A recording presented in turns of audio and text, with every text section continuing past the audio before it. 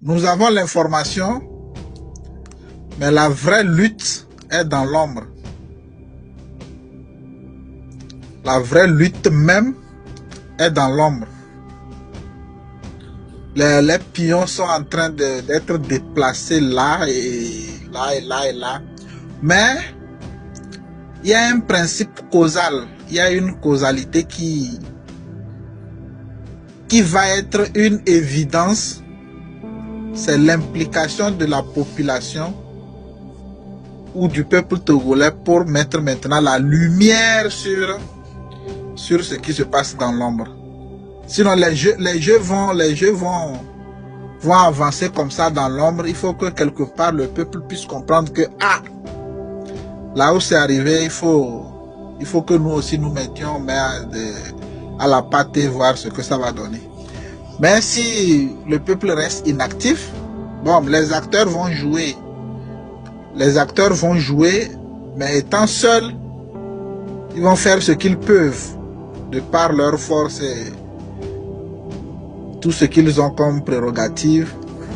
Mais il y a aussi ce côté-là qui doit être activé. Et vous allez remarquer que même les dates de sortie, il faut bien remarquer. Akadé sort les tribunes avant chaque date de manifestation. Et après qu'on lance une date de manifestation. Donc, ce n'est pas anodin. Ce n'est pas anodin. C'est qu'il y a quelque part quelque chose qui est en jeu.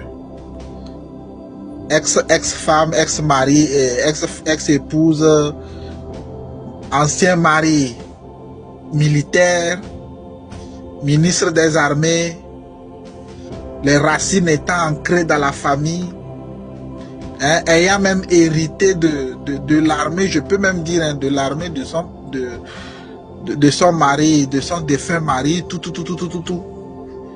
Mais on ne peut pas dire que qu'elle est comme ça, bras croisés, qu'elle donne des informations sans que le peuple ne puisse prendre conscience réellement de ce qui se passe. Et actuellement, on doit comprendre que ceux qui font des arrestations même, comme on l'avait dit une fois ici, sont aussi des gens qui ont hérité d'un pouvoir qu'ils essaient d'exploiter pour maintenir une certaine position. Actuellement, des gens sont emprisonnés sans être jugés. Mais pour le compte de quel ministère, de quel ministre de la Justice?